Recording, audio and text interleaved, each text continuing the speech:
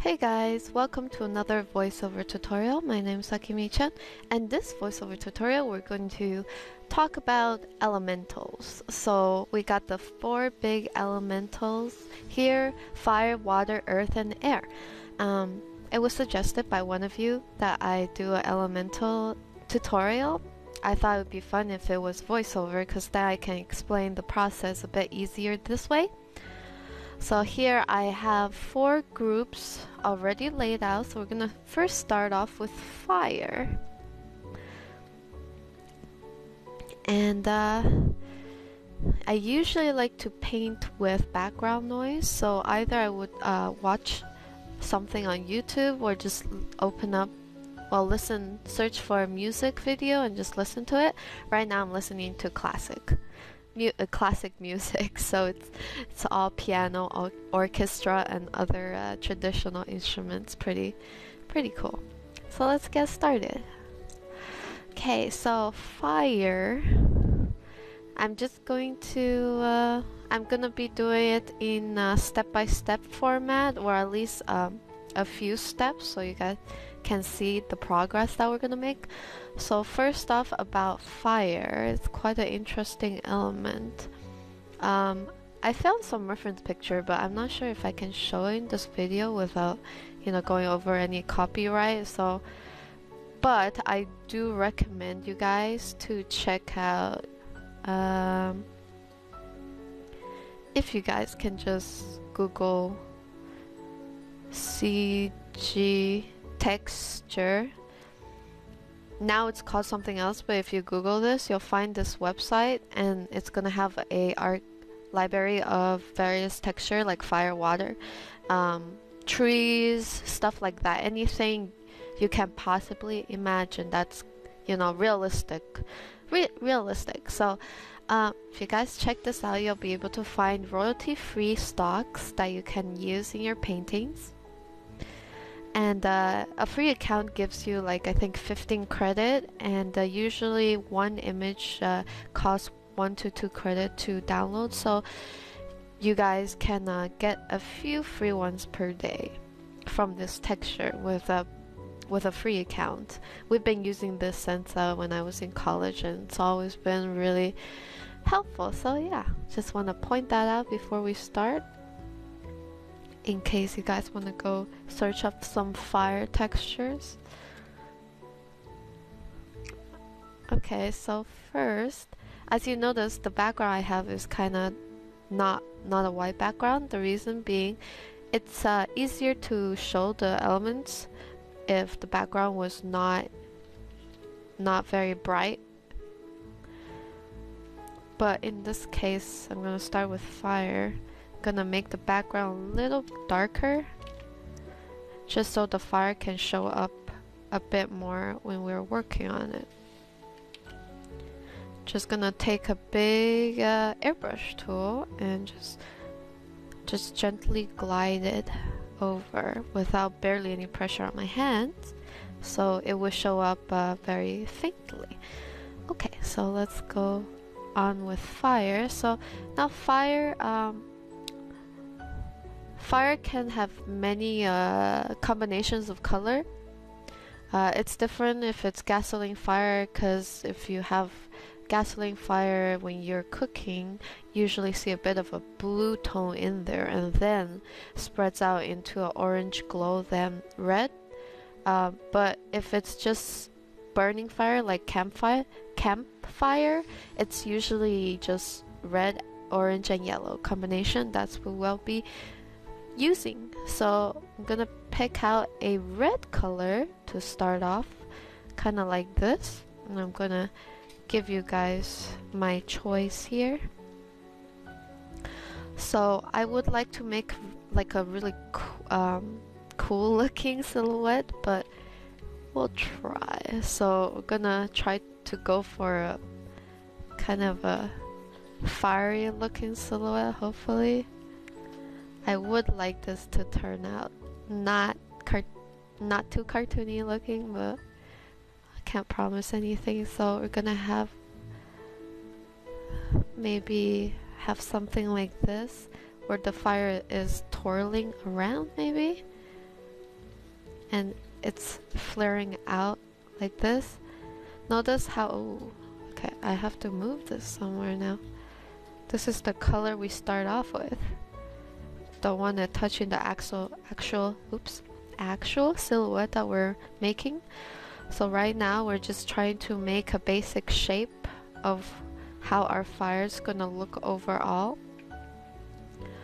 Fire is quite free. The form is very organic looking, so it's often recommended if you have some sort of reference. I cannot show you any references because I don't want to get in trouble for copyright, but if you guys just Google any fire reference, it will give you an idea of how organic looking it is. So I'm trying to kind of duplicate some of its form here. It's kind of looking like a tail actually.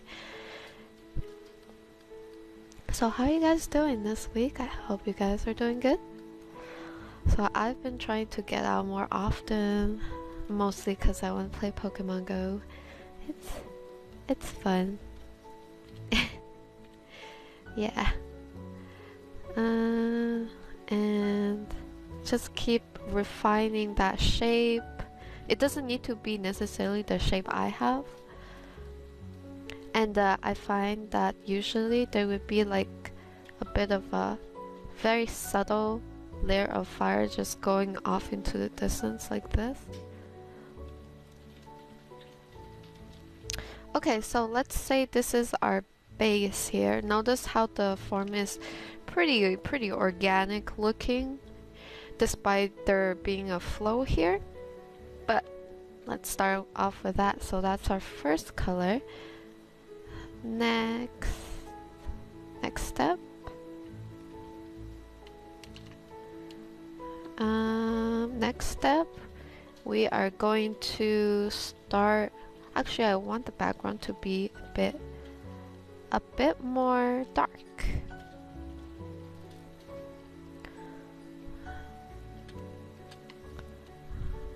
Like that. I think it'll stand out better that way. Okay, so now I'm gonna go in, lock down that layer, and then going to go with a brighter color. We're just gonna start, oops. So that's the color we're gonna use. Now let's start with some random scribbles here.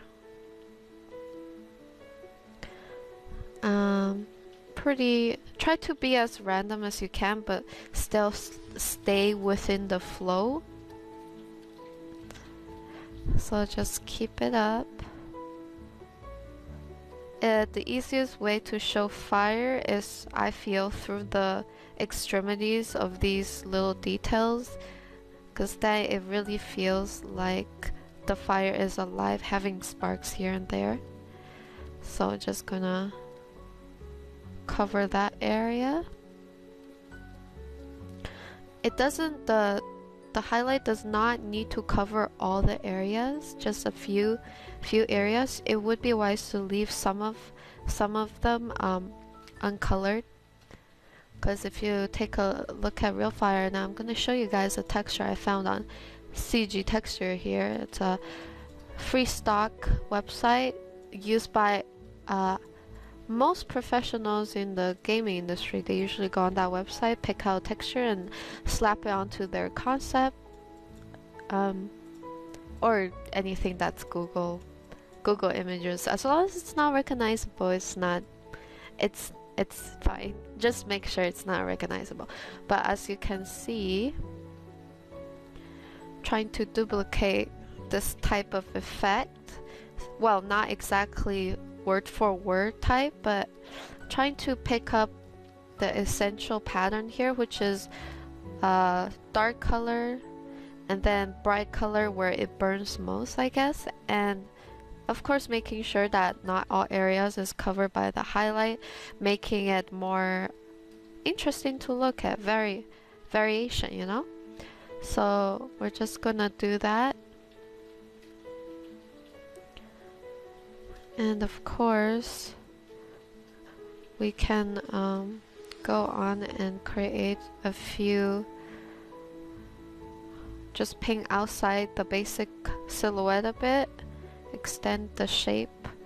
It's looking like electricity actually. But yeah, that's what we have. Now that we have that, let's keep going a little bit. Now I'm gonna turn this reference picture off. Okay. Now we're gonna try to experiment a little bit here. So we got this whole thing. We're gonna select the fire. We're gonna go to filter, blur, motion blur. So we're gonna add a bit of motion blur into this.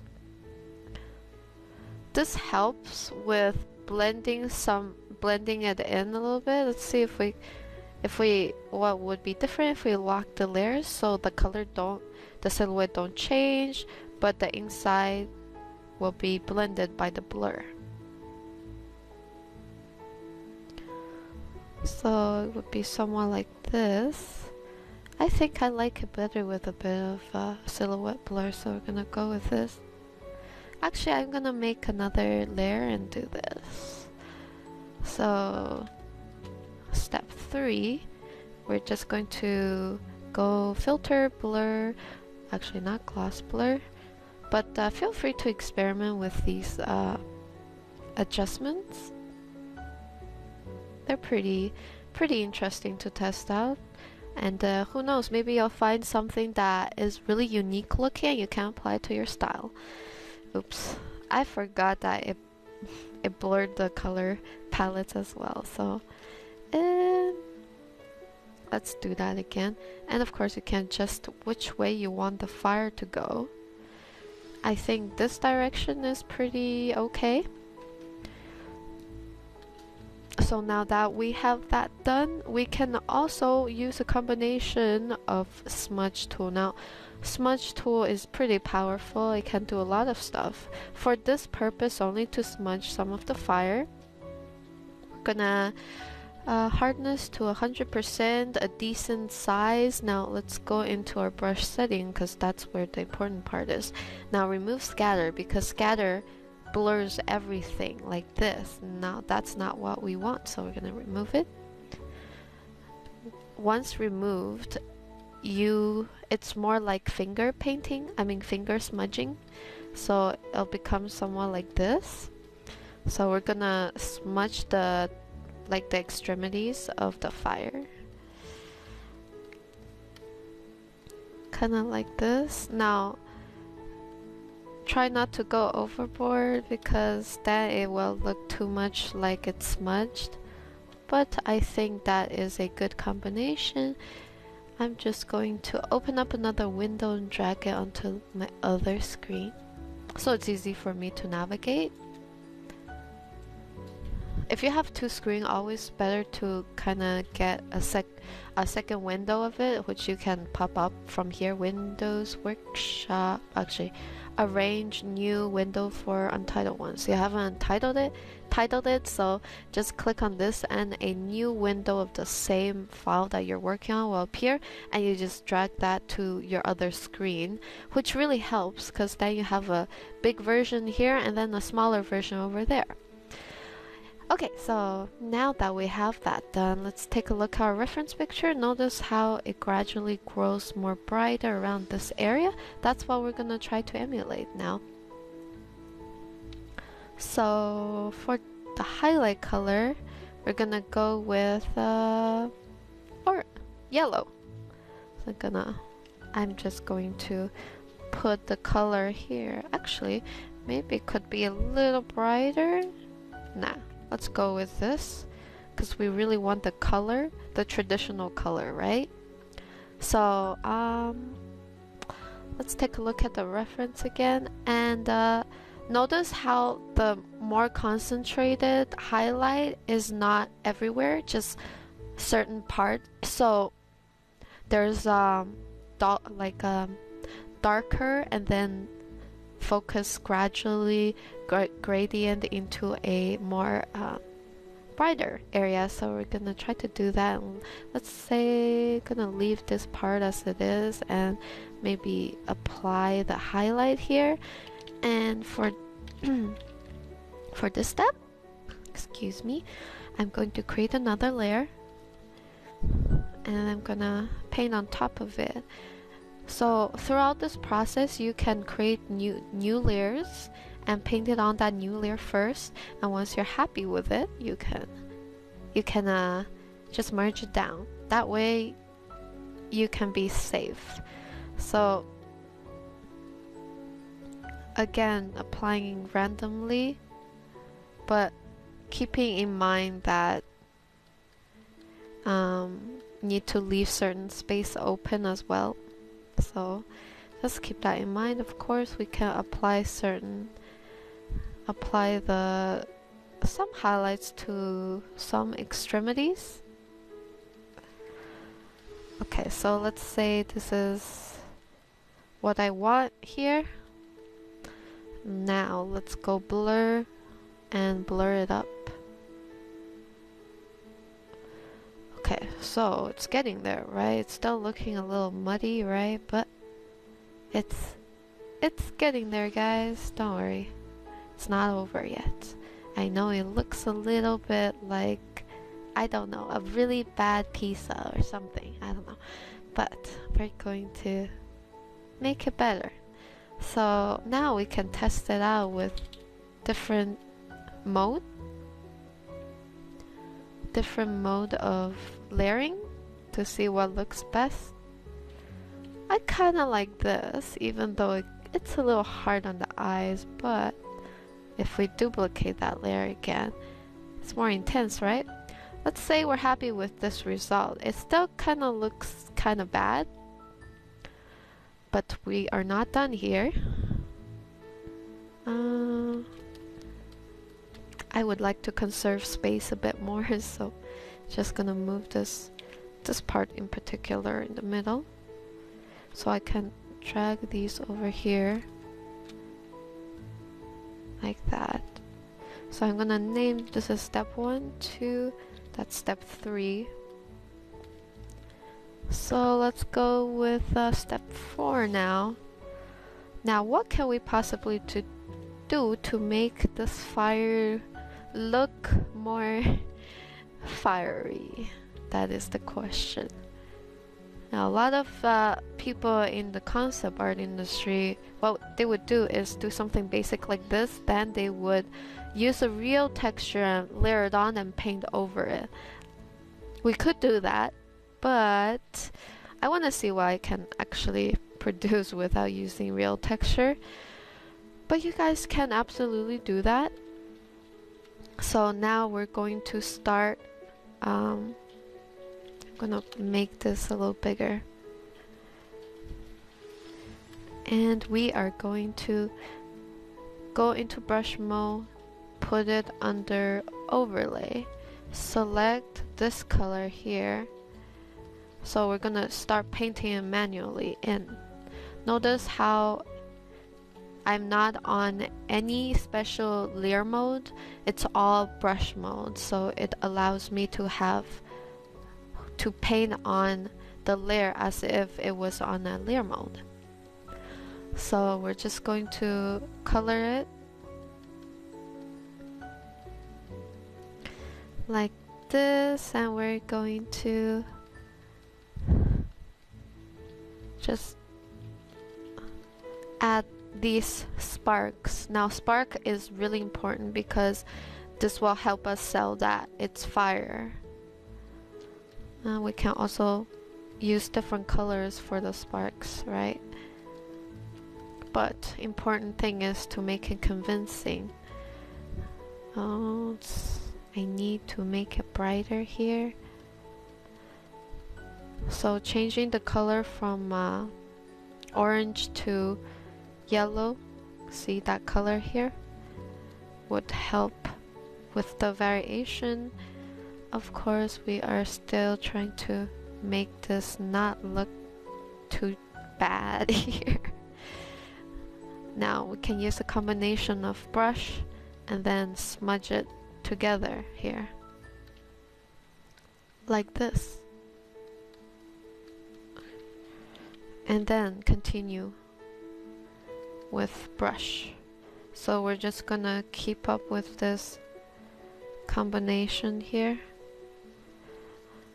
From past experience, painting fire is a lot like painting water in terms of how dynamic both elements are. Like they both require a lot of organic shapes and separate particles flying off everywhere like this. Both are very similar. But yeah, so for fire, there's no exact formula for it, except keep in mind that it's organic, very organic shaped, and of course, if you can produce some sparks here and there, it would help a lot to make it look more convincing. So wow, it's 20 minutes in and we still haven't finished this. Oh my god. Sorry. That's just my standard for myself. I'm also trying to make sure that it's easy for you guys to understand what my approach is. But for sure, if you're starting out, I mean, if I was just starting out and I was not familiar with painting fire with no experience, I don't know, it would take me a few days to get it right, like to get something that I'm satisfied with. So don't worry about it. It will take longer when you're just starting out with it, but it will get faster as you keep doing it. So, I mean, it's not realistic, but if we zoom out, it kind of feels like fire, right? That's also a trick. So what you would do is you would paint on a very big canvas, usually I think when I was in school, when I was painting, we had to do something for matte painting class. This was in college. So I was painting on a 10K pixel canvas. That was how big I painted on, cause it was a saying that if you paint on a big canvas and then you resize it, it would be more difficult to see errors and like the roughness of your brush strokes and stuff like that. That is actually kind of true. Now we are not painting on a very big canvas here. Actually, I could make it bigger. So let's go with 4000 instead. So now it's slightly bigger, so we'll be able to squeeze in more details. But okay, so we have this so far. I'm gonna need more room for this. I thought I was only gonna take up one line in step-by-step form, but I guess I'll take up a few more lines because I'm not completely satisfied with this now. Let's take a look at our real fire here. Okay, so let's observe. First of all, this fire is against a black background, so it obviously looks a lot better. Yeah, that's... Okay, so now we're gonna focus more on this area. So as you can see, it's got a lot of tiny little highlights in here in forms of swirls. So we're gonna just do exactly what it looks like. We're gonna put the multi-color dodge and start adding these. Gonna try to emulate now. It's white almost. So I'm gonna make my brush thinner. So it's kinda like this almost. Again, trying to be random here.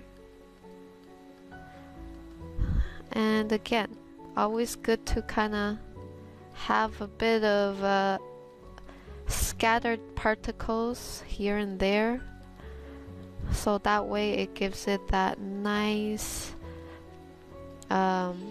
particle look, which makes the whole thing looks more alive, I find. So we're gonna do that. Now I have a few interesting thing I like to talk about. It has nothing to do with art, just, you know, like fascinating facts I was watching this video, but I'm not gonna say it right now because I would like to focus on this first. But once we get a downtime, which I'm sure we will get to at some point, I will be talking about it with you guys and sharing it with you guys, because I think what I saw online was interesting enough to bring up. And you know, I don't think I can be talking about repetitively my techniques over and over again. It'd be too repetitive, so I'm gonna try to, like, you know, be one of those YouTubers and talk about off-topic stuff, trying to educate you guys a little bit. Well, I mean, I'm sure that not every one of you know what I'm gonna talk about, but maybe some of you will be able to, because you guys know of it. But yeah, so this is the next step, kinda. Still looking a little bleh. Okay, so I'm gonna move this down here. Now I'm gonna duplicate it once more. And I'm going to see if we can make this better looking, just with a bit of adjustments. Wow, that is really red, you know? Okay, I think I like this pretty good. Let's see if we can kind of make this background a bit darker, so it looks... So if we do this, oh my god, it looks so much better now. With I knew it, with a black background, it looks a lot more obvious that it's fire. Okay, so that is what we have. Okay, so one more thing that we might want to try here. So here I just adjusted the colors through adjustment and I think color balance. So I was just playing around with this. So for the final step, I'm gonna make sure that this is the final step, because I don't want to be carrying it on forever. Let me just name these steps. Oh, this is so beautiful. Gino Petty, no number one. I'm listening to this song. It's a classic. It's really nice. It's a really slow paced song too. But anyways, so for step 7, we're actually gonna create a new layer, and again we're gonna select the color, the one of the highlight colors, and we're gonna put the brush mode to overlay. Now we're just going to kind of going to use a combination of orange here, and we're just gonna try to create like these random what's it called, like flames that's kind of lit, flaring up and into smaller bits like that. And we're going to motion blur it this way, and we're going to warp it, and we can also erase parts of it so it looks more pointy at the top, like this. So now it has a more of a flamey feel. Let's test out if it would look good if it was in other format. Yes, it does. On vivid light, it actually looks like little flames going up, right? Let's see if we can do that here as well. Again, don't forget them sparkles. Get some of that flaring. I mean, those what's it called? I don't know what they're, amber? Yeah, fire amber. Yeah, that's what they're called. Amber going on here. Kind of like this.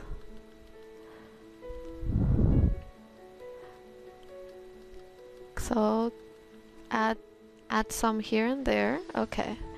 So for step 7, I'm going to make a layer for it, because I feel like it would be confusing because I'm not painting on one layer. I'm going to layer on some special effects.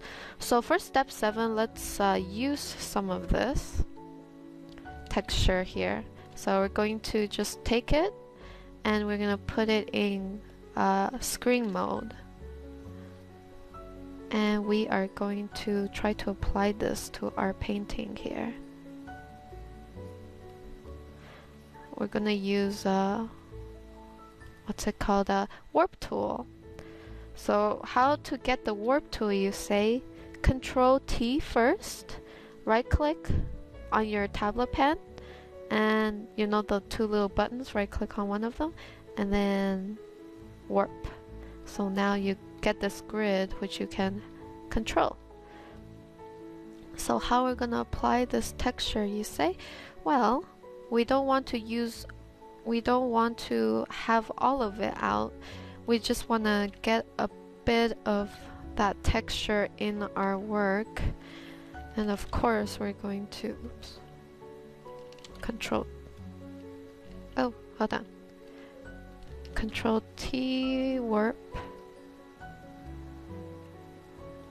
and just going to warp it.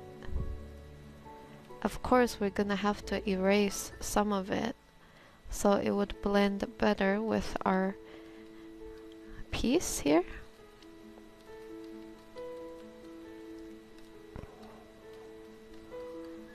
Somewhat like this.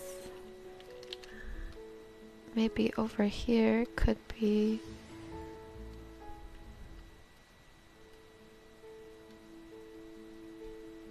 something like this, maybe. Of course, don't forget to erase parts of it. We don't want to use all of it. So, somewhat like this, to just give it that extra little kick there. Now if we zoom out, it looks like fire, doesn't it? If you squint, it almost looks like fire. So that is our fire tutorial. Well, this is my method of painting fire, and it's not the best. I mean, honestly, if you look close up, it's not realistic in any way. It's just representation of fire in a painted style. Okay, so now we're gonna work on water. So I've said that water and fire were very similar in terms of painting style because they're both very dynamic looking elements. They're always happening, like they don't have a set form, so they're always like trying to find themselves, so their form is very organic and random and spontaneous. So for water,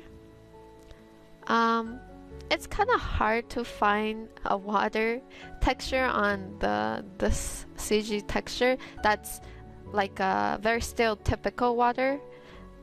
So it was kind of, I don't think I'll be able to pop out a reference for you guys for water, but what I did find for water that I think is that I am able to show on this video is this image that I found on CG texture here. Now as you can see, water, look how spontaneous it is. It's all like going out in 2 flows, but then it spreads out very like randomly in speckles. So there's a lot of speckle here, and we're gonna keep that keep that in mind. I just wanted to show you guys this picture and wanted to tell you guys that keep in mind for the water that is, well, like water that's not inside the lake or ocean and just free falling or free forming.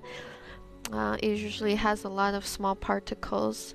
Now if you Google water on Google, what did I just say? Google twice. Anyways, if you just Google water, you'll find some really good reference and you'll know what I'm talking about here. but I think it's okay to show this. Oops, it's a bit big. But I have Adobe stock account, so I hope it's okay to show this, and plus it has the watermark on it, and this is the number. But yeah, I found this image on Adobe stock, and this is a good demonstration of what I want to bring you guys attention to. So usually a pretty looking water would start off with a dark base here, right? And then it would have like light shining through behind it, and thus creating this really nice looking highlight color that's very gradiently blended in with the dark color. It's not just very like sudden, it's very subtle here. And of course top it off with the water that's just spread out like in particles. Usually they are white color or just a brighter color like this, just falling down, kind of like snow actually. So we're just gonna keep that in mind while we paint the color, I mean the water. So that is the two reference I wanted to show you guys. I'm gonna keep this on the side here. So yeah, let's get started. Let's see if this one will take 30 minutes. I'm not sure how long this will take, but we're gonna start off for water. Gonna start off with a similar setup. So I'm gonna start off with a dark,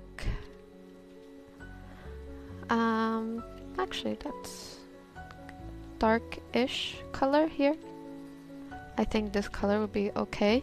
So gonna put my base color here so you guys can reference off of that.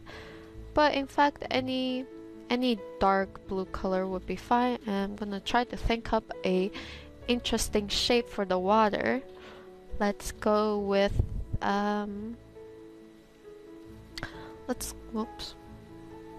normal. Make sure your brush mode is normal.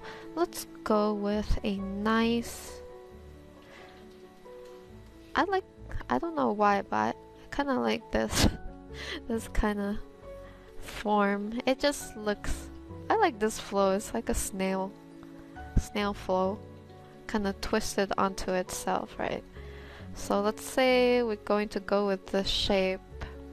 So now that you know the basic of water and how it tends to not be a solid shape, it tends to kind of, you know, flare out into small particles, right? So we're gonna make sure you guys have that. And also another note, if you go on Google, look up water, and you will see that a lot of the water would go out in this type of pattern. So kind of like this, like a triangle with like extended, kind of like this. I don't know how to explain it. So a triangular format, like an A, and then you would have extended legs here. So that is how they like to kind of separate from each other. So we're gonna paint a lot of that. Gonna paint a lot of that form here.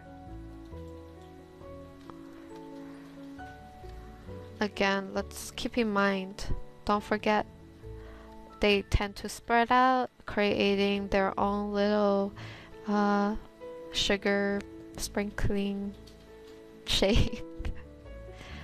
Okay, so again with the shape here, don't forget.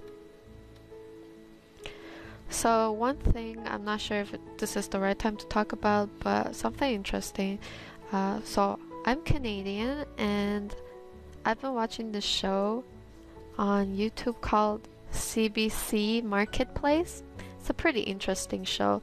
That show is kind of like an investigative show where they go undercover kind of in restaurants, hotels, and or like services like lawn mowing and grocery store, etc. And they go in undercover and see if there's anything shady going on. And trust me, there's a shit ton of shady stuff going on. Like just for example, hotel rooms, they might look clean, but they are not actually clean. Now they caught on camera like how some maids clean, and like I think they caught this a cleaning lady of a hotel on camera where she kind of was washing the toilet with the same sponge or the same toilet washer, and she would use the same tool to wash the what's it called, the thing you the what I don't know why is it not coming to mind. She would use it to wash like areas where you should not wash toilet and then wash that area with. So like for example, the sink, she will wash the sink and the toilet with the same thing, okay, and also like just use a mop, just like wipe down the counter really fast, and that mop goes into the same container where she puts the thing she washed the toilet with. So that's how dirty hotels are. And also the bed sheets are the bed sheets are super, well, some hotels, I'm not saying all hotels, but at least the hotels in Canada, oh my god, the beds, they sometimes they would find like pee stains and coffee stains that hasn't been washed properly and supposed to be clean, right? So pretty interesting stuff, right? And Marketplace, they would go and investigate, and they would confront the hotels. And you know what, the hotels usually don't do the interview because, you know, they don't want to get confronted like that. So yeah,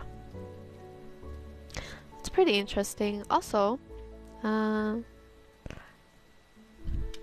anyways, there's other stuff I want to talk about, same thing, but if you guys just go on YouTube, Google Marketplace CBC, you'll find a list of their videos. They're actually officially on TV, and they do these investigations undercover about how dirty hotels can really be, and how what's the dirtiest chain restaurant in Canada, etc. I'm sure it's similar in the United States or around the world. So it's interesting knowledge to see, and just like interesting, and if you know that, then next time you will be more careful, right, around hotels, restaurants, etc. So anyways, let's pass on to the second step. So that was a lot of talking that has nothing to do with painting.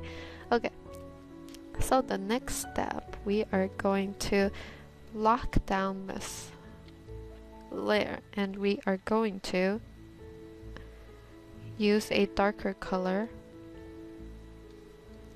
and we're going to shade it like so. And I'm going to make a note of this color that I just used. Now we are going to use the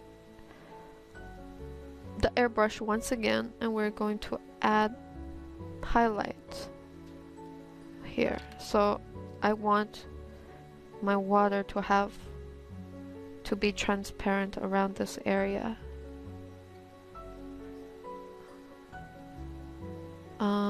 Around around this area. Again, I will be putting this color here, that's my highlight color. And of course, I will be, remember how the extremities is white usually, based on the references I showed you guys. If you look at here, white, the extremities are usually white. Well, if I just move this reference, yeah, it's white. So that's step 1, that's step 2, and then we're gonna move on to step 3. Actually, I forgot to put this down here. So already you're starting to get a feel of it, right? So the third step is just to add texture to it. Again, water is kind of like fire, but just a little different.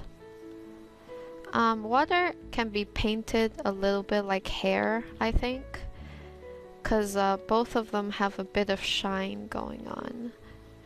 So gotta paint it, blend it in, but with a bit of texture. So what I'm doing is I'm just making brush strokes in a very circular motion just to go with the flow. And of course I am not using my full strength, so try to keep the pressure light, and also I'm trying to kind of blend that in. And now it's time to make sure that there is lines. Now I'm making small lines that curves like this because that's where my water, the flow of water is going. It's going in a little flow here. Very curved flow. Kind of like this. Going out like this.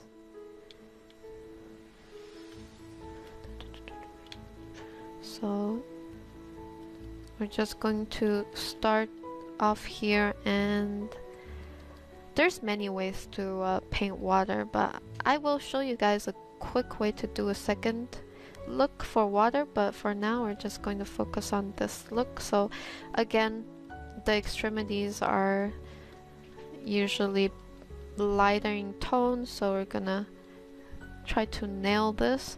So again, I'm blending it in subtly, not going in all the way, just, you know, on the side areas, subtle, and just keep adding that detail here. Maybe even start applying some of this pattern here and there. So kind of like this. Again, the pattern is like a weird looking A with really long legs. So just add that here. I know it might be a little difficult to get used to, but once you get used to it and do it more often, it'll be easier for you guys to paint this. But just keep in mind a lot of randomness going on, a lot of particles flying, kind of like this. So again, the A pattern. But if you guys had a reference to refer to, it would be very helpful for you guys. Or you can just refer off of what I'm doing. But principle is basically the same. You have dark area, the light area where the light is coming through, and then the area where your the water is not contained anymore, so it just like pushes out into little particles and separate into small bits. And this is usually where you can sell the audience that it's water, because it really gives it that, like, that water look where it separates into small particles. So of course there's one area where it's more concentrated, like here. I'm trying to make sure that the end tip here is where it's mostly concentrated and it's easier to see, but you can also put a bit of it on the side too. Yeah, just kind of like so. While I'm doing this, you guys know the basics of this. I'm gonna be talking about something else that I was watching on Marketplace. So you know, actually I'm trying to think of something interesting. Oh yeah, if you own a pet or a dog,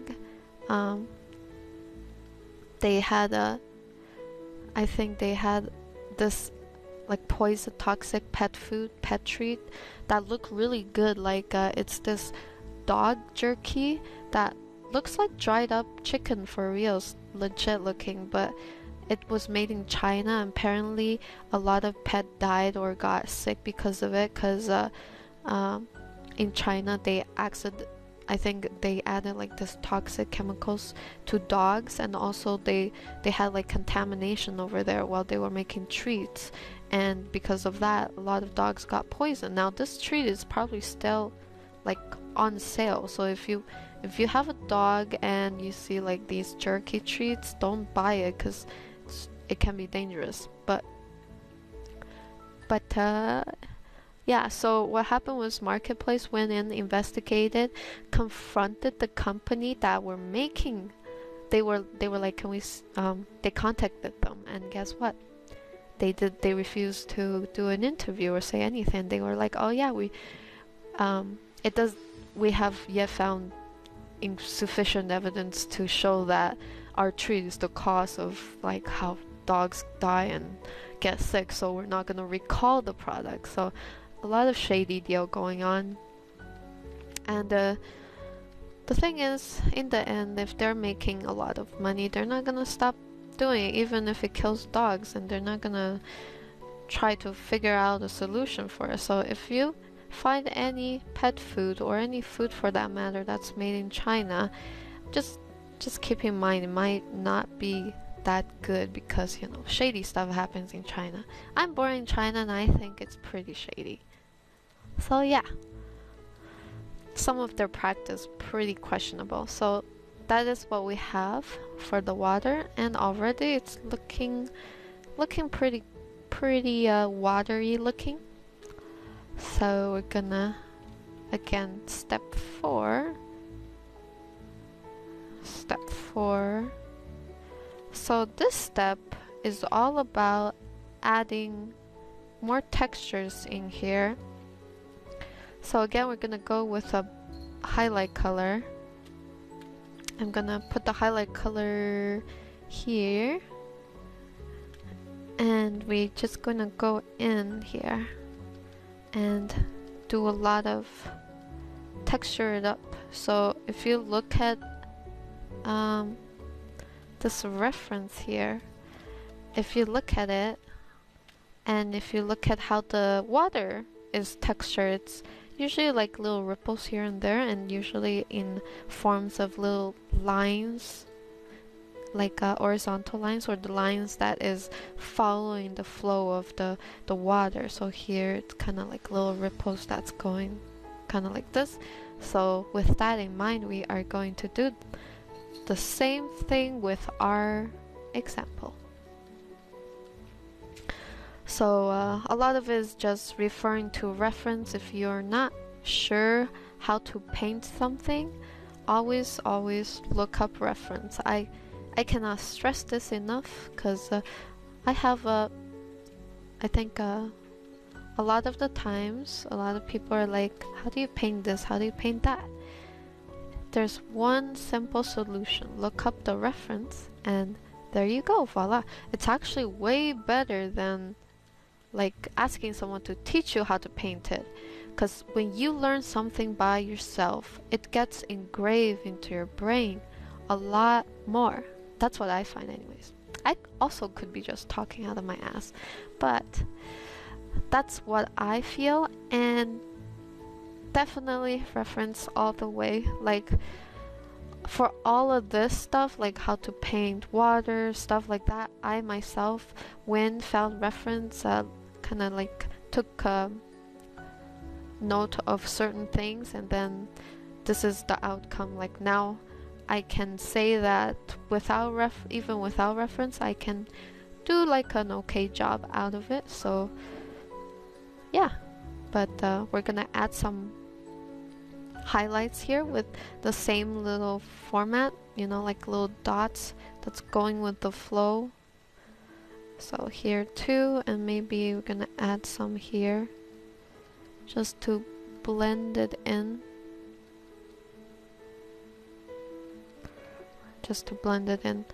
But the formula for this water is pretty much how it is. Shadow, highlight, little speckles on the side, or like speckles on where the water is, where the form ends, like where the water is breaking free. Just pretend the little sparkle, the little speckle is like the arms of the water trying to break free, or its hair, kind of like human hair. When they're crazy, they're crazy, I, for one, have crazy hair. I remember when I was really small, I used to have super curly hair, and in China, the in thing for hair is having like a nice straight long hair, right? And my hair was super frilly and like almost like a redhead, like curly like a redhead's hair. And it would never grow straight ever. So it would always stick to my head like an afro. It was pretty crazy. This is when I was a kid, like maybe 3, 4, 5 years old. And my mom would always like cut my hair once it grows a little bit. So my mom just kept cutting my hair until it started growing straight. So that was my story, and now my hair is still kind of curly. Like it's not the perfect straight hair that a lot of Asians want to have. Like I was envious of my friend, one of my really good friends. She's from Argentina actually. She has the most silkiest hair. Her hair was nice and long and straight, and she actually had, well, I'm not sure, she had a condition where she had natural like white hair or silver hair. I call it silver hair because it sounds cooler, but she had a lot of silver hair and it looked really nice. Like it looked like streaks. Yeah, I was really envious of her hair. It was pretty nice. My hair was pretty, and plus having straight hair is so much easier to wash and brush. But yeah, that's, if you're a girl, you probably know what I'm talking about, I guess. But then again, a lot of girls also like voluminous, you know what I'm talking about, like really thick hair as well. So I can only say for myself that I prefer straight hair, but a lot of girls out there, they like more voluminous hair that have body and shape. But yeah, so we're just here blending everything in, again adding those texture and also combining it with a bit of smudging here and there to help softening the shape up. So that's step 4. And step 5, I think step 5 will be our last step, I think. So for this step is, I'm just going to go in here and adjust it, right? To make sure the colors are really nice and intense. So here I'm purely adjusting the contrast of it, making it look more intense. And also we can check out the color balance and see what we can do to make it even nicer. So I kind of like this, it's pretty nice. Okay, so let's do a final step, like step 6, just so it matches with our fire. Oh great, it's not 30 minutes yet. Because my recording program, every 30 minutes it kind of desyncs after that, so gotta make sure that every time I cut the stop recording, it's within 30 minutes. That way my audio will not be desynced, because that's been an issue for quite a while, and I really apologize to you guys, but now it shouldn't be happening. So yeah, so for the 6th step, again I made a group because I'm sure I'll be layering on top of certain things. So first off, I would like to go into overlay. I would like to add that extra little highlight. Again, not applying to everywhere, just certain areas. Man, you guys have no idea how nice it is to paint to classic music. It's really relaxing, and for some reason I'm super focused, so definitely YouTube classic music and listen to it while you paint. I'm sure a lot of you will enjoy it. A lot of the classics that they use in movies as well. So adding the highlights, notice how I am absolutely sticking to the flow of things. Once once it's against the flow, it won't make sense. So again, sticking with the flow, just adding those small details to make it look even better.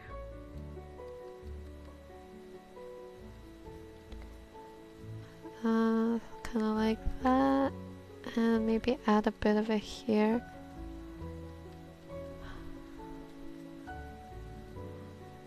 Just a bit here and there, and of course we can erase some of it as well. So a good technique to create small shapes is you use a big brush, you do a general brush stroke, and then you use the erase tool and start erasing bits of it. Kind of like this. Okay, now I'm going to, oh, it's light. Again, keep it up with those small particles. Remember the first reference I showed you guys with the like the waves crashing onto a shore? That is how much particles water usually releases when it crashes into an object. It's pretty awesome, and it's one of the selling points that is important. Now, I'm actually getting an idea from this for a painting. I mean, this could be a hair, like a girl could be whipping her hair like this. It would be so cool. It would be so cool. I might actually do that, guys. I might actually do that. For some reason, water is more of an interesting thing for me, because the shape is so diverse and organic. Like, you would have the main body that has a defined shape, and then you would have the rest of the water that's spread out and trying to find the place to belong, you know. It's kind of weird, but it's how it is. Water is free.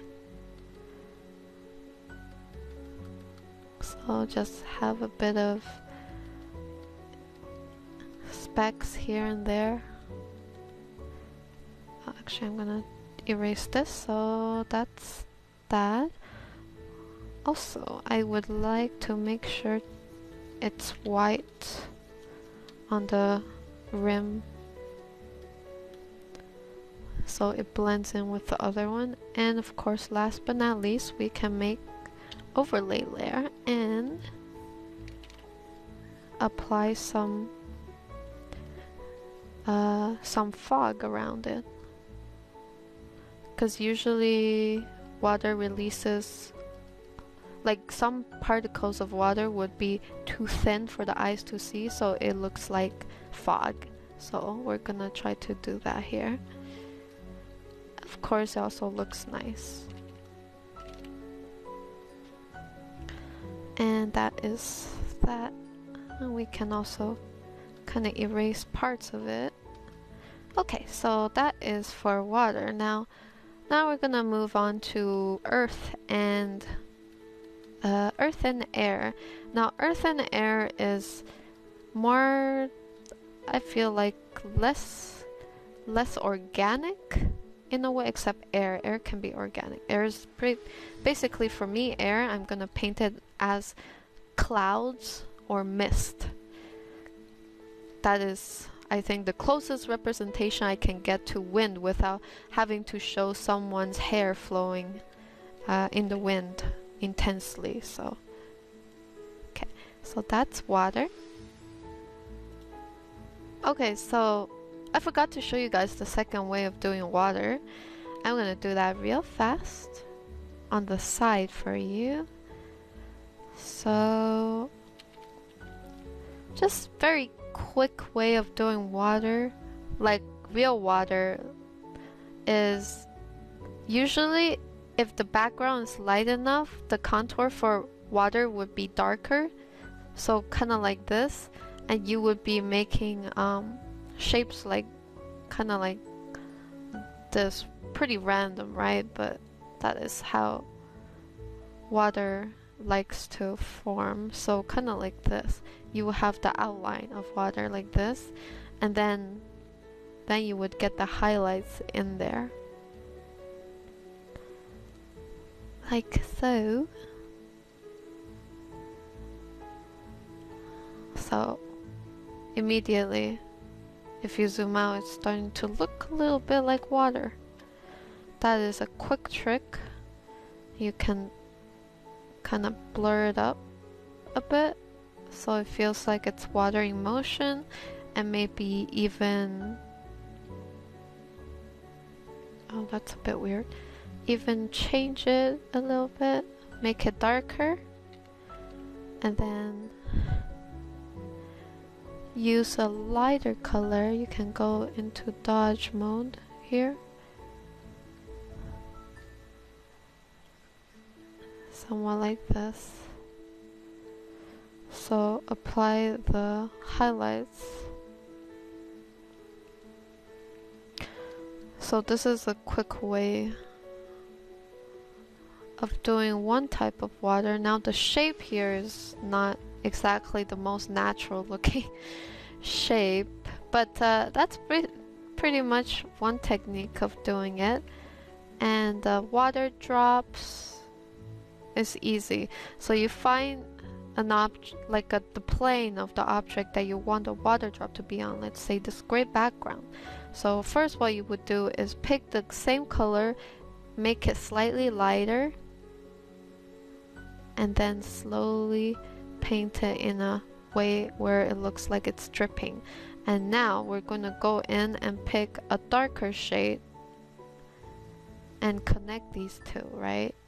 And of course, put a shadow underneath it. And then you put one highlight, and then the what's it called, the highlight. So like this. And that's how you do little water droplets. I can repeat the process to show you guys. Kind of like this. If you zoom out, that's what it feels like.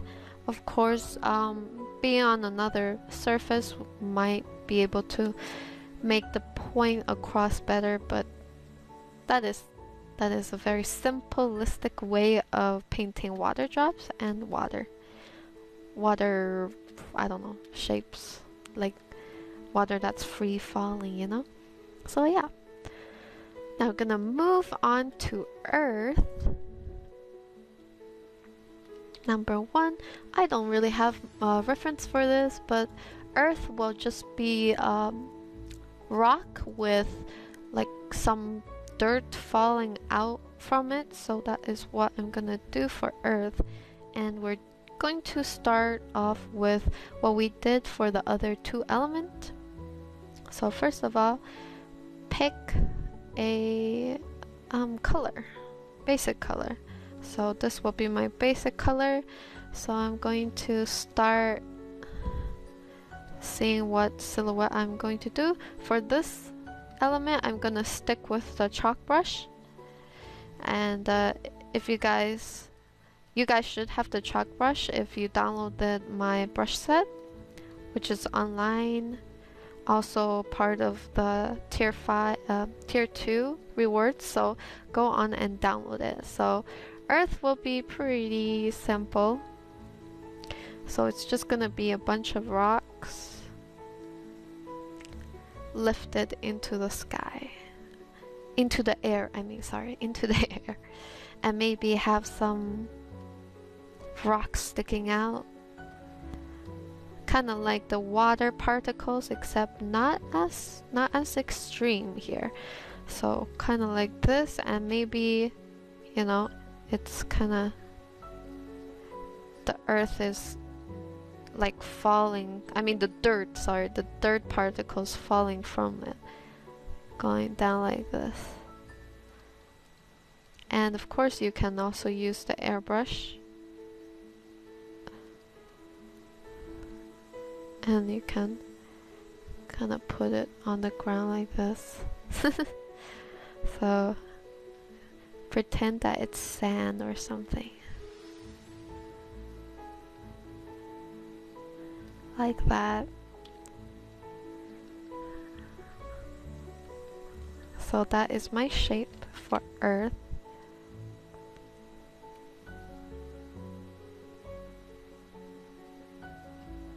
This will be a little more different from the water and fire. It's not as organic. Well, it is organic, but it's a lot of sharper edges pretty much. So let's get started. Let's add some highlights. So let's say our color is coming from above. So let's get to it. And again, using this brush. So right now we're adding colors to the surface of the rock. So here and there. Making sure we color areas where the highlight will hit. So we're gonna put a bit of it on top here, making sure it does not cover the whole top. Now we're gonna, maybe there's a smaller rock here, just adding the highlight on top where the sun is hitting. And of course here, and here, and here, and here too. Okay, so that is our highlight.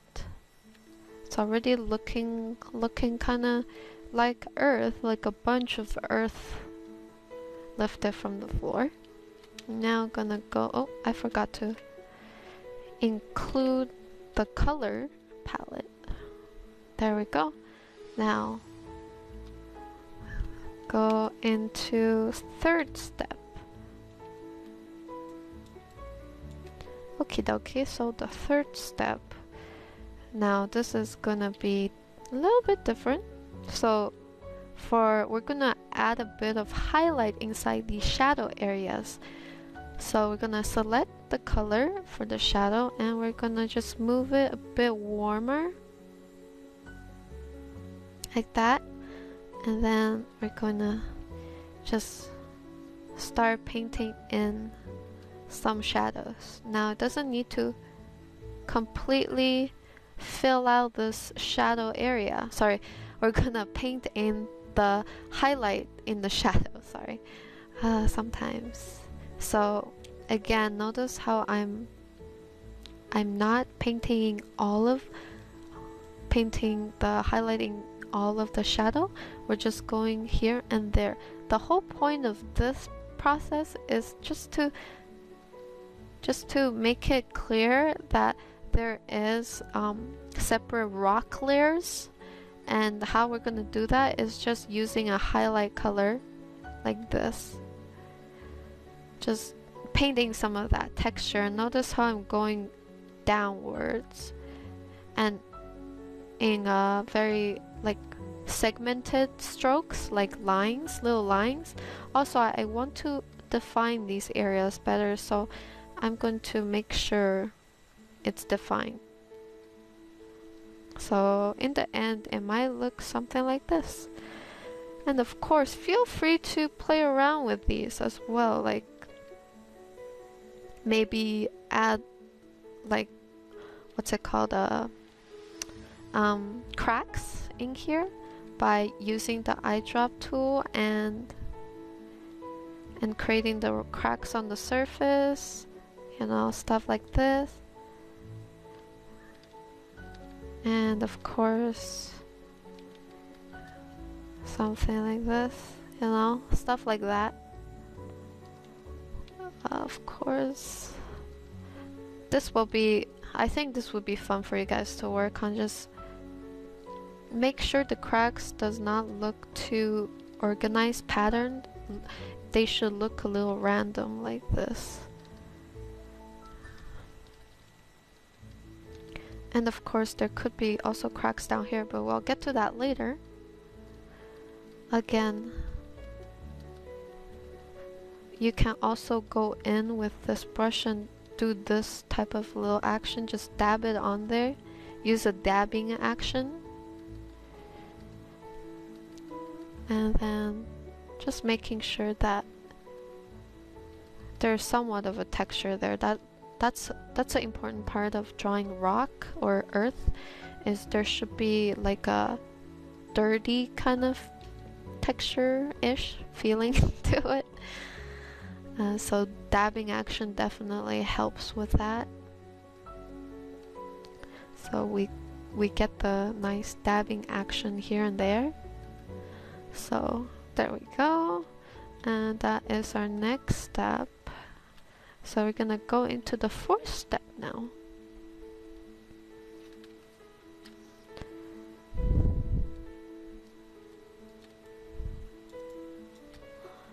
Okay, so step number 4. See how, so let me just say that painting rock is a little bit easier than painting fire and water, because fire and water is like crazy, and rock is pretty solid. Like, it's pretty straightforward. You got a surface, a few surfaces here and there, and it's just straightforward, you know, highlight, casting on top, so you got the plane on top and then the plane on the side with shadow color and stuff like that.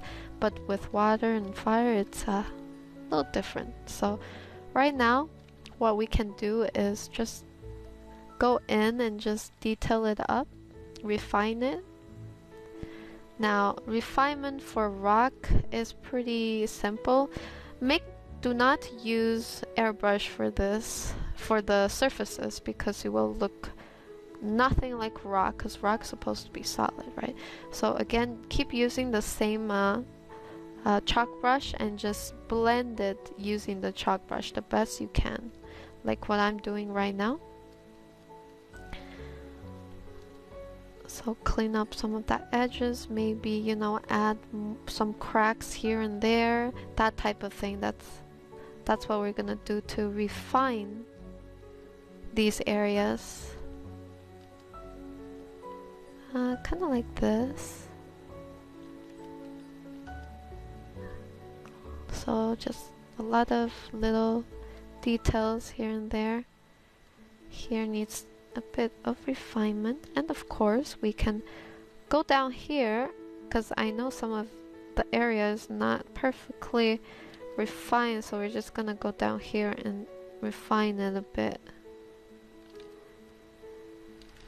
like that. And of course the silhouette, keep in mind, should be random, and make sure to use a small enough brush so you can get small details in there, because that's painting rock silhouette is about first putting down the big silhouette and then secondary silhouette, which is small silhouette.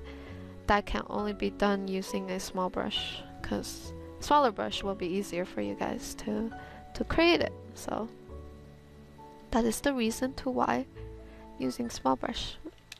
And here, there, put a bit of it here, there, and this side as well. And then get over here. And of course, we can also use the lasso tool to clean it up. Make sure to leave somewhat of a jagged texture if you can. Kind of like this, so we can keep that rocky feel to it. Again, cleaning it up but leaving some of that jagged texture, like that. And here too. And here, this is a small one, doesn't really matter, but might as well do it. And here, just cleaning it up. And yeah, that's pretty much That's good. Okay. So now that we have kind of cleaned it up a little more, we can start adding a bit of texture here and there. Just like again with these type of lines here. And of course not doing it to all the areas, just gonna select small areas and we're going to add a bit of this texture here and there just to stimulate that rocky feel. And of course we can extend some of this.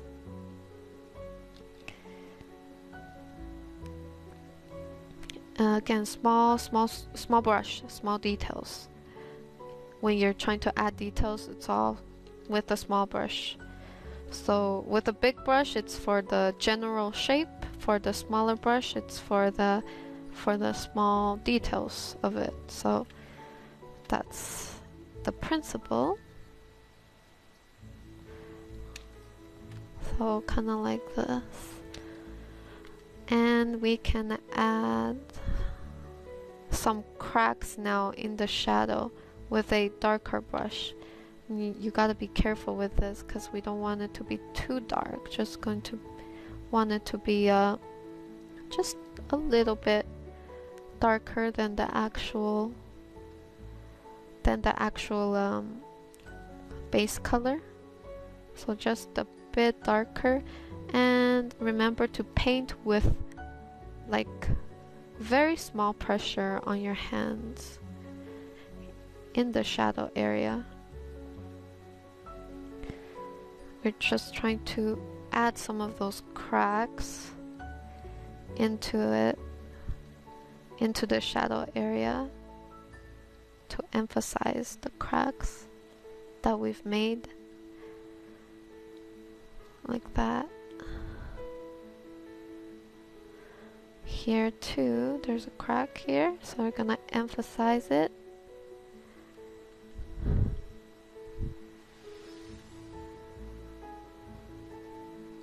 So again, bigger brush to blend stuff in or to add some more defined texture. We're gonna add a bit of cast shadow here. And somewhat like this. So now I've gotten a bit quiet because I'm super focused right now. Sorry about that. It happens. Sometimes when you're really focused, it's hard to talk. But yeah, that's what we're, again, adding those cracks in there. So that is how to paint rocks, kinda-ish. Well, one way of painting rocks. So this is the earth element. It's getting there. So that's step 4. We're gonna do step 5.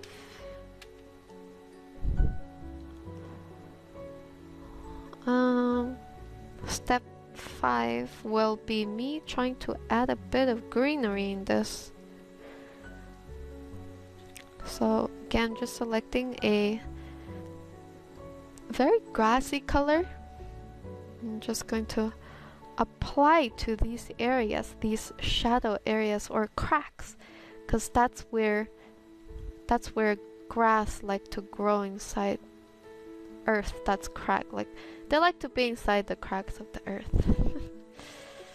Or at least it makes more sense that it's inside near the cracks of the earth.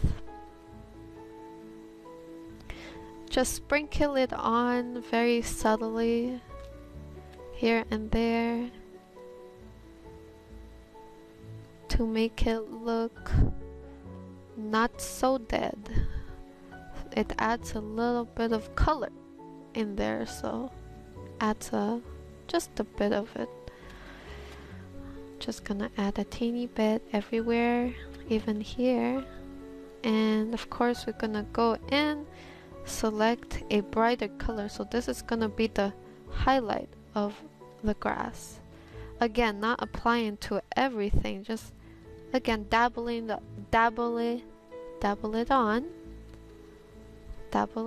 like this, like little particles almost, highlighted with, just give it that feel that it's there, you know?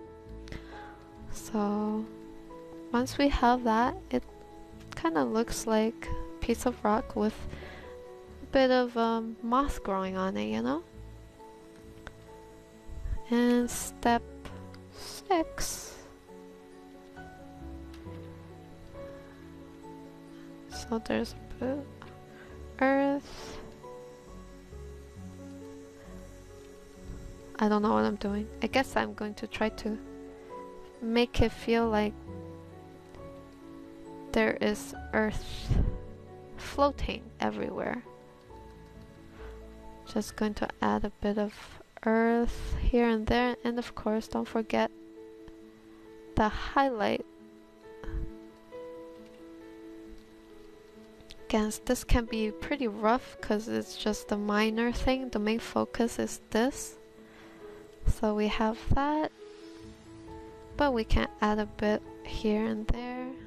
Oh, I forgot to do this little guy here and add the highlight. We can just dabble it on almost. And maybe they have like a dirt flying out of them, well, coming off of them. That's why it leaves like this type of trail. Kinda like this, maybe. Yeah, kinda like that, I guess. And there we have it. That is element of earth. And one last thing we can do is just adjust it a little bit, the color. Make it more bright, I guess, like this. So that is earth, and for earth it took less time than water, because water and fire is a little bit more explaining to do.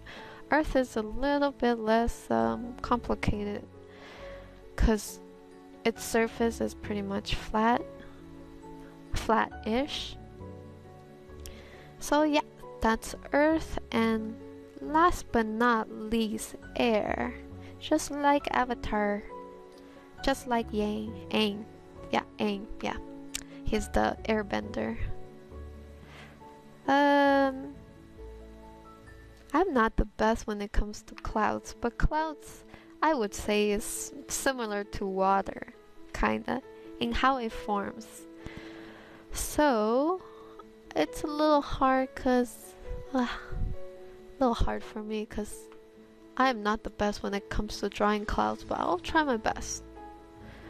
First, I guess I would like it that the background would be a little more blue. So somewhat like this. Let's make it a little blue.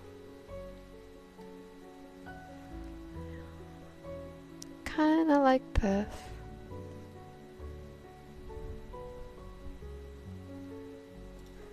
Alright, so painting air is gonna be a little bit more interesting. I guess I'll start by making some shapes with the cloud shapes, or somewhat like form the clouds into intricate design. My music sounds a little loud. I'm gonna turn it down a little bit. Yeah. Okay, so I suppose we can go with the theme of like swirling, like for the fire and water. So for the air, gonna make it kind of swirly. Again, I'm gonna turn down my hardness so it has a very soft feel to it. So I'm gonna start with this type of shape. So the cloud is swirling into almost like a vortex kind of thing. So air is not, I'm not sure how to say this, but almost formless. It could be any shape, but a shape that makes sense, right? And usually, I guess if I had to approach it, I would be using airbrush and toggling between 0% and 100, usually maybe 27%. Make sure that a bit of that airbrushy feel is there, and then try to create some interesting shape. I'm going to just edit it a little bit so it'll be kind of like this. There isn't much to say about air. It's well, cloud at least. It's just a lot of layering. I would think a lot of layering with the similar color and a similar brush. So we're gonna start off base with that, and all I used was this brush, standard round brush, toggling between a larger brush and a smaller brush, and toggling between 0%, which is airbrush, and solid round brush, which I haven't toggled yet. Maybe 0% to 36%, I would say. Just remain with like the softer brush approach. So after I've done that, so this is step 1. Next step, we will be kind of erasing parts of it. I usually like to use the eraser tool to kind of clean up some of that shape. But of course we want to maintain some of this fluffy type shape. So the shape is nice and fluffy. We're gonna try to keep it, but we're gonna also try to clean up some of these shapes. So again, trying to keep some of the fluff, but at the same time we're trying to create a certain pinch in certain areas for variation.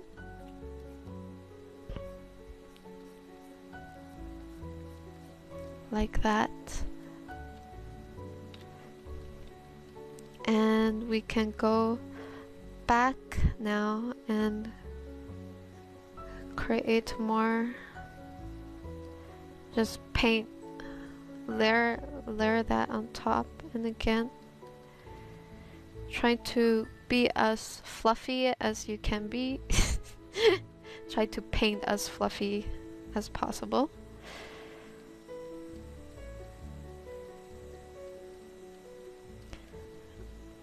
Like that.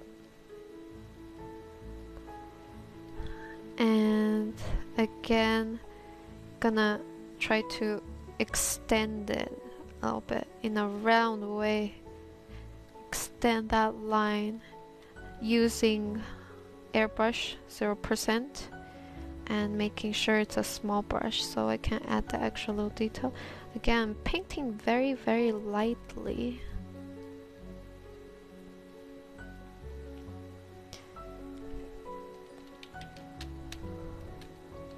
And up here,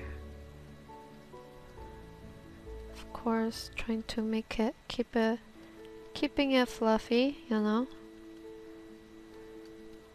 This is a little bit interesting to paint. So it looks, I guess it looks okay. Now, step 3. Air I feel is, I don't know, the process feels simpler compared to all 3 of them, because I'm actually not using a lot of colors here. Notice how in all these 3 I had to use multiple color tones. For air, I'm just using one single color, applying different pressure and using a combination of airbrush and solid round brush, toggling between them anyways. So it's not really that different. Now I'm going to go into overlay and maybe make my color lighter so I can make my stuff more fluffy looking. Yeah, way more fluffy looking. And of course we can highlight these areas more obvious, but again, make sure the rest is looking like cotton candy.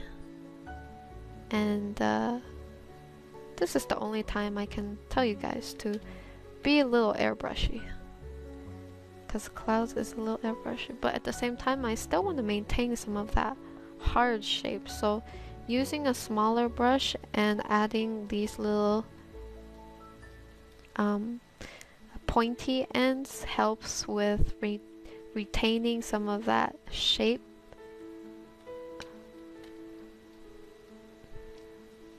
I don't think air is my favorite at all. It's a lot of airbrushing.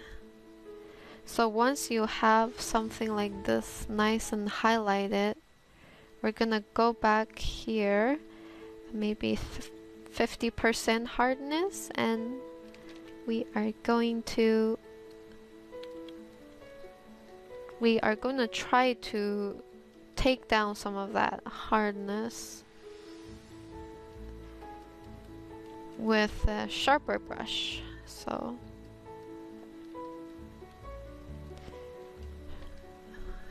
kind of like this, just paint it. And I'm going to again use the erase tool and erase some of these areas. Don't erase everything, we still want to keep that fluffiness, but I feel like a bit of hard edge would be good too, because if it's super fluffy, super airbrushy, it wouldn't look too great. I wouldn't think so. So we're gonna just trying to have a combination of soft fluffiness and harder shapes that I'm creating with my erase tool. Of course, I'm only erasing parts of it. And also some of it I leave like a little appendage hanging so I can connect it maybe later on with other bits here and there. Kinda like this. Yeah, kinda like that. So again, try to have a combination of soft shape and hard shape with a combination of airbrush and a brush that is less airbrushy. Again, toggle between hardness of, sorry about that, touch my mic, so that might have been really loud. Sorry about that. So 0% to 50% I would recommend in the range that you should use. And usually when you're trying to make a hard edge or create a harder outer line, use a smaller brush. It gives more concentration. So now that that's done, I'm gonna extend the canvas a bit more. Okay, so that's step 3. Now step 4.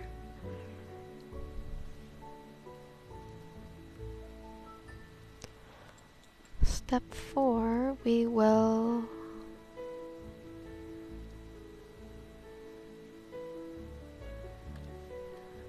try to we're gonna try to create some particles around it. So maybe you're gonna have a bit of it here.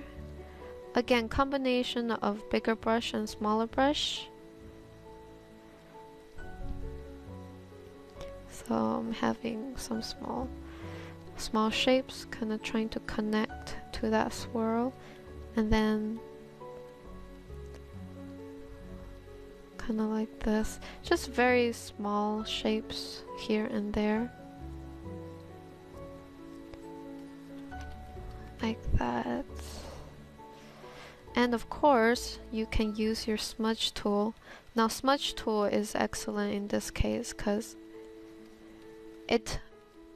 when you smudge something, it automatically blurs it to an extent. So it's very good for this type of work. So now you can kind of just smudge this area and keep it fluffy looking. So somewhat like that. Okay, so now we're going to duplicate it and maybe turn down the opacity on the duplicated layer and merge it down, so now it's lighter and you can see it better. So that is element air. Well, another thing, I guess the last thing I can maybe do to make this feel more like air or something like a little cyclone, or actually, yeah, something like that, is to paint the other side of it, because we only have one side. So gently I'm making circular brush strokes on the other, just painting over it to make it feel like there's another swirl on the other side, like this. And then actually, last but not least, to add the cherry on top. Now this almost looks like ice cream cone, doesn't it? But we're not gonna put a cherry on top. We're going to... One more thing that we can do to demonstrate that this is actually wind. We're gonna add some leaves, as if it's picking up the leaves. Oops. So we're gonna create the last step into a layer, and we're going to put some leaves. So leaves here, leaves there. So this will bring home the sense that it's wind and it's blowing and stuff. Again, try not to put too many. Actually, you could, but try to keep the leaves kinda in a random way, sorta. Like they're not... Try to spread them out in a random manner, but following the flow of things. You can put one here. Maybe there's one like in the middle or something. So somewhat like that. Now we can add a bit of texture, actually. Leaf texture. Now I'm just going to lock the layer and start applying some shadow, gradient shadow, like that. And of course we got to have our little leaf stem, right? So just add that on there real fast, and then maybe a bit of highlight. I'm gonna go with this color.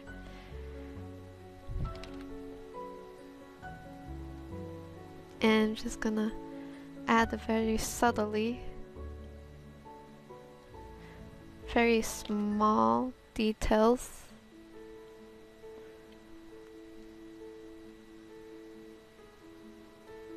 Like that.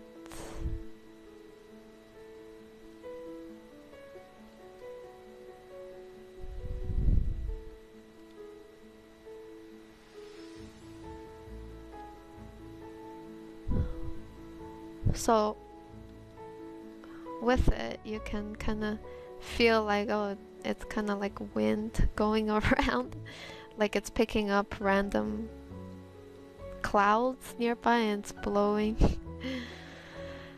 Anyways, that is my take on air, and of course we can adjust the color a little bit to fit, make it more dynamic. So which color do you think we should pick? I guess this color would be fine. Something like this, maybe? Actually, no. I like it to have a bit of... Oh, that's the leaves. Okay. The air now. The air, I would like it to feel kind of like this. Kind of yellowish or warm color tone, sort of like this.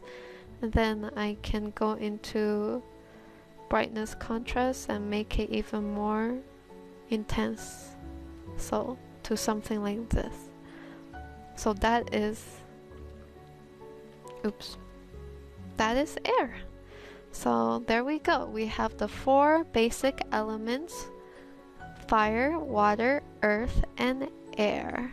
Now out of all 4 of these, air seems to be a little more simple to do, just because air doesn't have too many color palettes involved, unless you're going crazy, you're doing some crazy air action.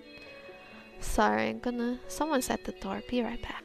Okay, sorry guys, I'm back. So for fire, I'm just gonna do a quick resume.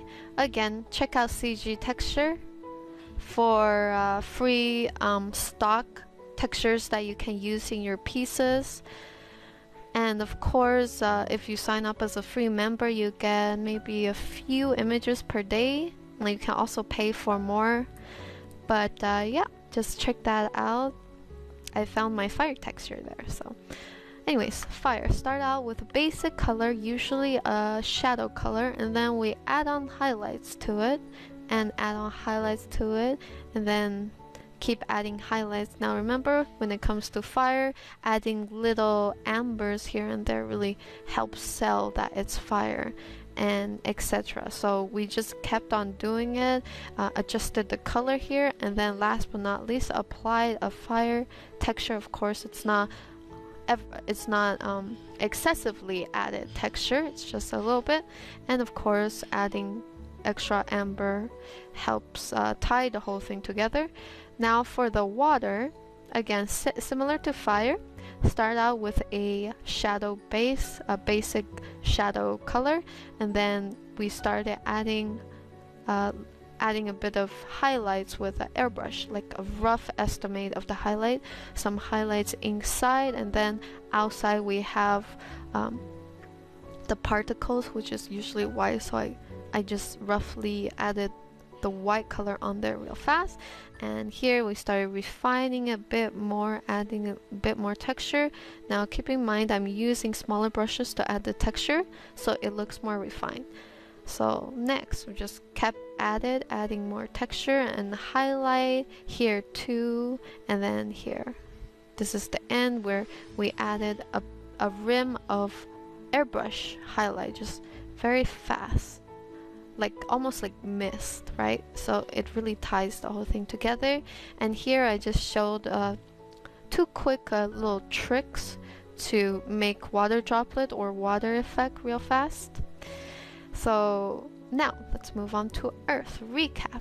Similar beginning, a shadow silhouette, usually a shadow color, and then we added on highlight, pretending that the lighting is coming from above. So we added the highlight on top here to make sure it feels like there's light from above. Now after that we added some shadow highlight inside the shadow. Now keep in mind not to put it everywhere on the shadow, just certain part to kind of help define the shape. And here we added more textures. We added like little cracks with a darker color, and we cleaned up the silhouette. And here we started adding like little grass areas, you know, adding a little grass adds more variety.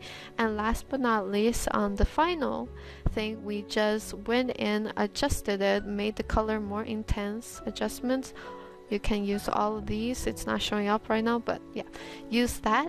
And then I added some little rocks here and there just so it feels very earthy.